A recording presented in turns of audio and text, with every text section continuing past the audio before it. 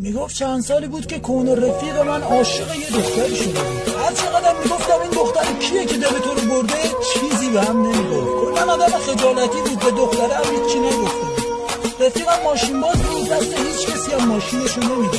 گذشت بعد از چند سال منم بالاخره عاشق یه دختری شدم.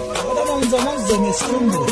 رفیقم منو عشقم تو برف و یخبندون دید که داشتیم دوتایی تو سرما با هم دیگه قدم میزدیم. وقتی برگشتم خونه سویچ ماشینشو به هم داد. گفت از این به بعد با ماشین ببرش بیرون.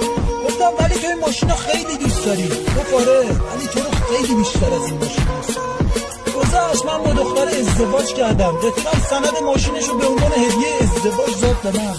بعدا حتی فهمیدم دختری هم که من باش ازدواج کردم همون عشق رفیقم بود. میگم باورم امسالم تموم شد، ولی رفاقت ما هیچ وقت تموم نمیشه. از خدا میخوام توی این سال جدید زندگی پر از لبخندای